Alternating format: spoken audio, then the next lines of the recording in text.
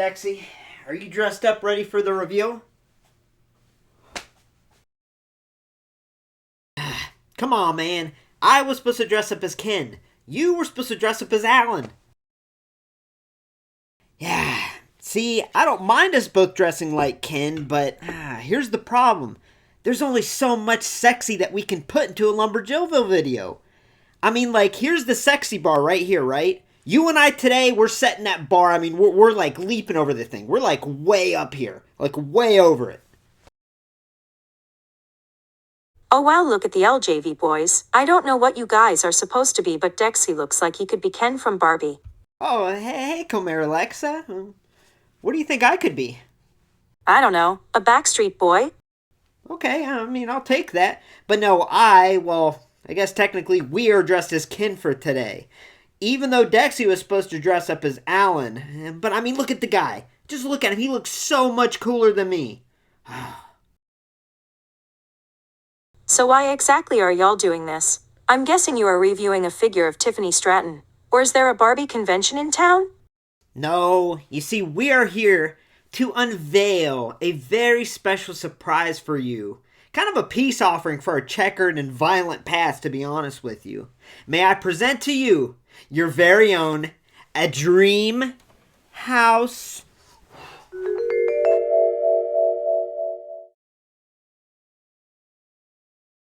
Yeah, I'm not living in this thing. I enjoy my residence in the Ghostbusters firehouse. Oh, really? Man, we thought you would really love this thing. Dangers. Don't worry, I think I know just the person who would love it. OMG, my very own dream house? This is the best gift ever! Thank you, Comer Alexa. I never expected to get anything from you. I was always under the impression that you hated me. Yeah, I do. But enjoy the house. I guess this means you'll be moving out of the Ghostbusters firehouse. Oh darn.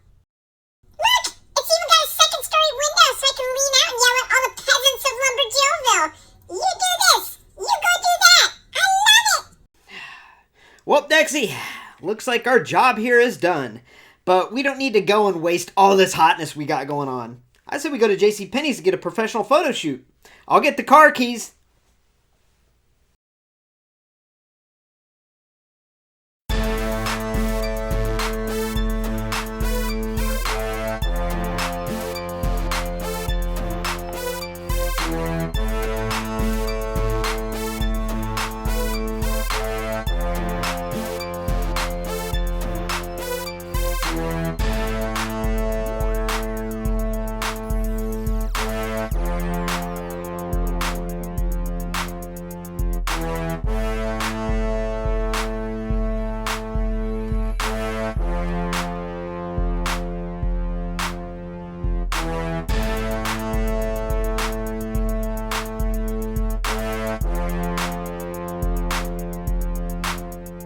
Hey y'all, welcome to LumberJillville. Women's wrestling lives here. Now before we get started, I just want to remind you to please hit subscribe to become an official resident of LJV and get a first look at all future women's wrestling figure reviews like today's debut figure of Basic Series 145, Tiffany Stratton. Now I just want to start off by saying, Ringside Collectibles, if you're watching, please make the women's basics more available for pre-order. The pre-orders go out so fast. I barely got this Tiffany, barely got the B-Fab, and I'm worried about the Katana and the Caden and upcoming women's basics because I feel like they don't order a whole lot to be pre-ordered because those pre-orders go quick and they never come back in stock. But either way, I'm here to review this figure. It's Tiffany's first in the line figure. I'm real excited for her that she's getting one. Wish it was an elite, but what we got is a basic, so let's take a closer look at this figure and see how it turned out. Let's start off with the packaging. Alright, so starting out with the packaging here, you did just see this in LumberJillville when I reviewed Basic 144 B-Fab that came at the same time as this figure, which is really cool. And this packaging's growing on me. I really like the previous Basic packaging that had the black and red theme and it had that little blue stripe that had the series number. I think that really popped. But this packaging is growing on me. I think it looks really cool. I really like the angles that we get in the design. I love that we do have that first in the line strip on the front there in yellow, so it does stand out. We have her name, the series number, and an image of the beautiful, strong, and talented Tiffany Stratton. We also have this little blank logo that on the men's figures claims that there's new articulation. The women's figures, we just have new articulation in the wrist, in the hands. Moving this figure around, we have that same image of Tiffany, and she is categorized as a powerhouse, which is definitely accurate there. And then her signature move is the prettiest moonsault ever, which if you've seen that moonsault, you can't argue it. And if you haven't seen it, look it up. It is awesome. And then I'm sure this has been on all the basics, but I just noticed this sticker on the back. That's kind of a cool reflective sticker. Like I said, it's probably been on all the basics. I just haven't looked at it or noticed it, but definitely a cool little reflective sticker. It's better than slapping it on the front of the packaging, in my opinion here. We have the rest of the line there. And then, yeah, looking at the figure, I like the big open window here. I think that's really sharp. And it definitely leaves a lot of space, a lot of real estate for an autograph if you want to get this signed. Now, let's open this figure up and take a closer look. Now, real quick, I want to give a shout out to Women's Figure History on Instagram. They have a really awesome page. Make sure to go follow them. They list the attires of all the women's wrestling figures and what they're from, and also supply an image. And I usually like to do my research on all the women's figures and find out what the attire's from, but I struggled with this one, and they were able to go and find it for me, and I really appreciate that. And I hope to work with them more in the future, so make sure to go give them a follow. It's a really awesome page. Now, that being said, we have WWE Basic Series 145 Tiffany Stratton. This attire is from NXT Stand and Deliver 2023, which took place on April 1st, Los Angeles, California. On this night, Tiffany would compete in a ladder match for the NXT Women's Championship that was ultimately won by Indy Hartwell. Alright, so my first impressions of this figure, they're a lot better in person than the images that were released online. In my opinion, I'm just glad we have a Tiffany figure, but it is a little disappointed this wasn't released in the Elite line because she has such intricate detailed attire that I think they have to release her in the Elite line to really do it justice, but we'll take a closer look at this figure and see how it turned out in basic form. I'm happy to have a Tiffany figure, honestly. Something else I noticed right away, which we saw in the basic 144 B-Fab, we also saw in Ronda Rousey in that Showdown 2-pack with Liv Morgan, is, I don't know why, but they're starting to put the trademark copyright printed on the backs of the figures, and that is just horrible. That is an eyesore, in my opinion. I just think that looks terrible. I think it makes it look like a bootleg knockoff figure, so I'm not a fan of that. Mattel needs to fix that ASAP, and hopefully we don't see it much in the future. But I digress. Now, let's take a closer look at this figure, piece by piece, part by part. Let's take a closer look at that face sculpt, face scan, and hair. Alright, so as far as the face sculpt, face scan, and hair goes, okay, let's start off with the hair. I think the hair sculpt is awesome.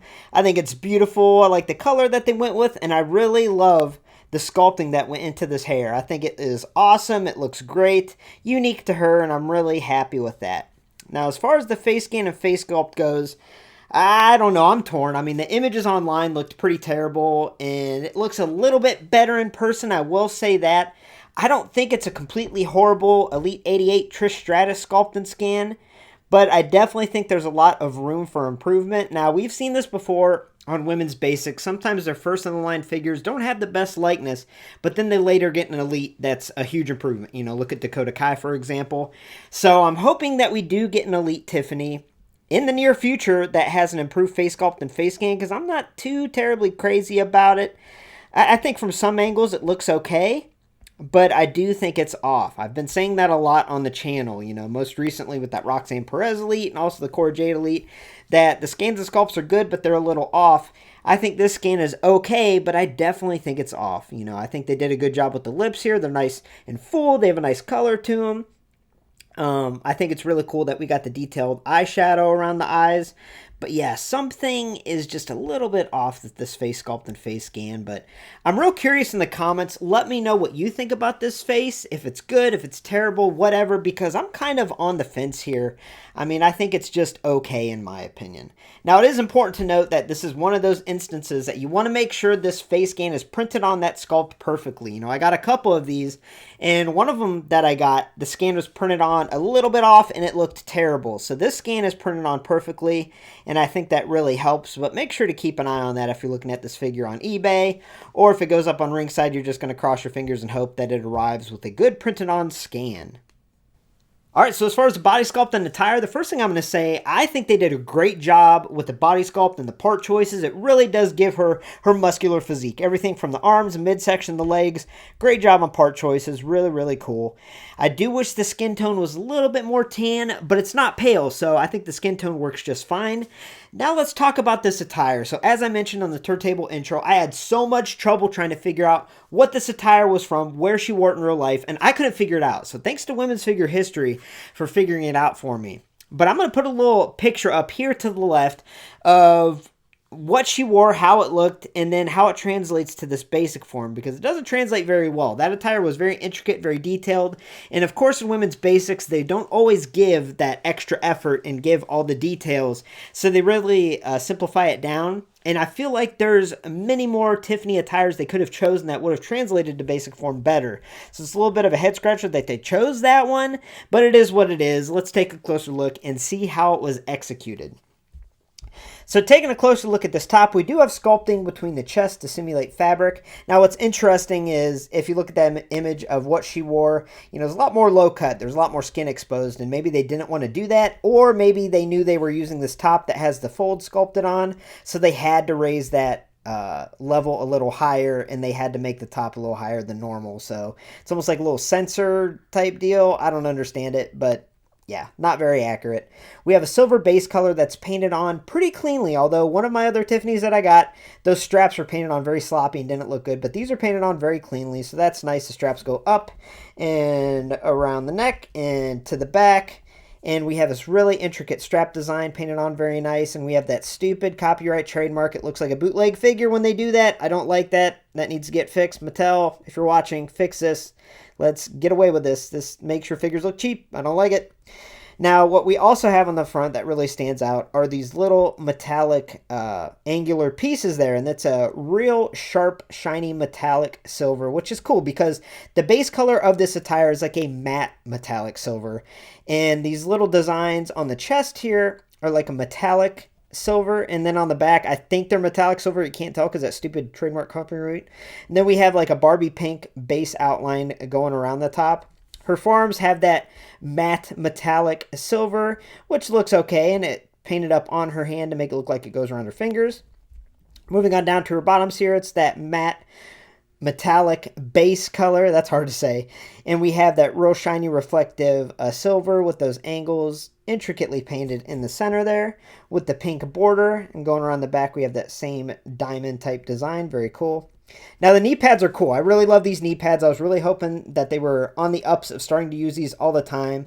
And it's that new rubber plastic material. I believe Liv Morgan's knee pads were this material. I can't remember, even though I just reviewed it.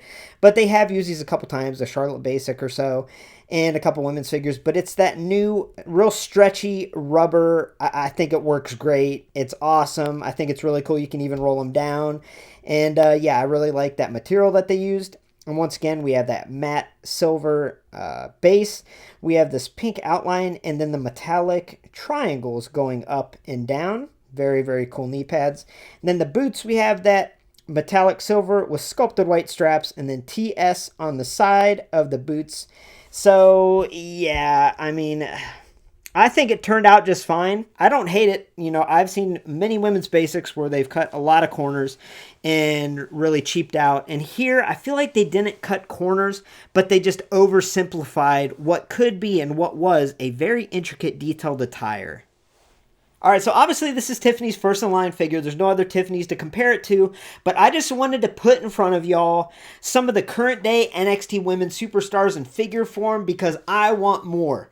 NXT is my favorite product out there. The NXT women's division has been my favorite division for years, and I'm so glad that we have current NXT women released in figure form, as you can see in front of us, but I want more. I really wish they bring back the NXT Elite line and add some women to that because there's so many really cool characters, really cool gimmicks, really cool looks they could go with, and yeah, I just want to see more women's NXT figures. I really want a Wendy Choo Elite. I've wanted that forever. I hope it happens. She hasn't been on TV much, but wow, we need a Wendy Choo. And there's many other NXT women that I'd like to see. But yeah, I just wanted to show y'all my favorite women's division, my favorite division, period, the NXT women's division, and all these cool figures and how cool they look together. Now, I'm curious after looking at these in front of me, I want to see how Tiffany looks with that NXT Women's Championship. Wow, this Tiffany figure just got a huge boost, a huge upgrade when you display it with that NXT Women's Championship that was released with Elite 106 Roxanne Perez. This just looks awesome. It really does. It looks great on her. You know, I might have to get an extra Roxanne. I have a few, but I might have to use one of those extra titles and put it on this Tiffany because this just looks awesome. It really makes the figure stand out and pop. It looks great. I just wanted to show y'all how cool this figure looks with that. But while we got the figure here, we're not going to cover full articulation because women's basics, they really don't move a lot, to be honest with you. But the head, as I mentioned with a lot of the women's figures, doesn't move a whole lot because of that hair sculpt. Hey, we're here. Might as well. Shoulder can move in all different directions. Single jointed elbows. They can only flex to about 90 degrees. Now, the hands are removable easily. They can also extend up and flex and rotate. And what's cool about that is before, when you couldn't do that, you would have them flex like this and it looked awkward. But now you can flex her hand down. Now it looks like she's actually posing and flexing her bicep. We have a waist swivel. Hip is on a ball joint. Can move in all different directions. We have a single jointed knee that, oh boy, it does not bend very well. And I don't want to force it. I'm afraid it'll pop off. And then we have an upper boot swivel. So yeah, I mean, I really like that little detail of the hand, but the whole point of this segment was to see how awesome this figure looks with this new white NXT Women's Championship, and the verdict is it looks awesome. So overall, I give WWE Basic Series 145 Tiffany Stratton in her debut figure an overall score of a 6.5 out of 10. Now remember, my basic scale is different than my elite scale, but in my opinion, this figure is just a little bit above average as far as women's basics go. I think the likeness is a little bit off. I think it's alright. You know, just kind of an average likeness in my opinion. I like the hair. Body sculpt's great.